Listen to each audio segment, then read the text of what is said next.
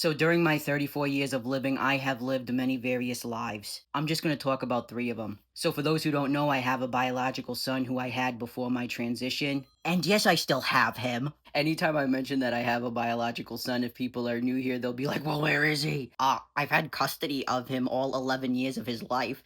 And he's doing awesome. He is a great kid, a great student. Anyways, back to the subject at hand, okay? This was me when my son was born before my medical transition. I transitioned when my son was very young. I believe he was 3 or it was like a little before his third birthday. So he does not remember me back then. But I did experience like being in public as a mother, being perceived as a mother. This is me during my medical transition. I passed a lot more then because I would like grow what little facial hair I have out and stuff. And now I just kind of live as me. You know what I mean? I don't pass all the time. It is what it is. I make the best of life. Now, when I looked like this and I would go out with my son in public, people just automatically presume that I was his father. I didn't like regard myself as his dad or anything, but I'm not gonna like walk into every public place and be like, announcement, I'm transgender and not his father. Like, if people were gonna think that, that's fine, whatever. But during this time, I experienced a lot of like differences in how like society treats like mothers versus fathers. And two of them were like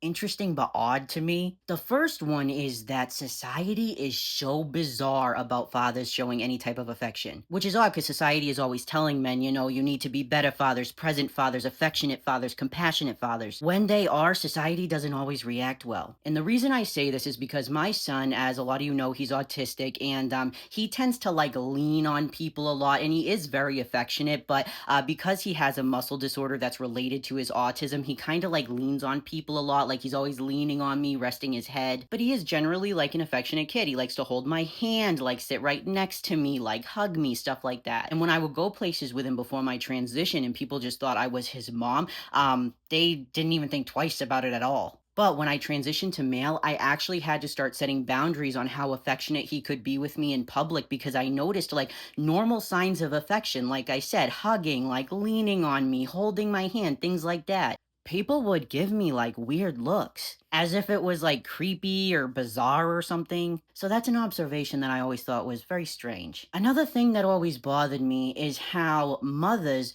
don't get recognition for things that fathers, like people are blown away by. Like just normal shit, they're blown away that a father does it. One time I brought my kid to an eye appointment and this sweet old lady, she was so sweet, but she was like, "Oh my God, aren't you such a good father bringing your son to an appointment like this?" And I'm thinking, yeah, that's nice and all, but like, this is an eye exam. Why wouldn't a father bring their kid to an eye exam? This is just normal shit. Nobody thanked me for shit like that before my transition as a mother when I'm going to appointments with my kid.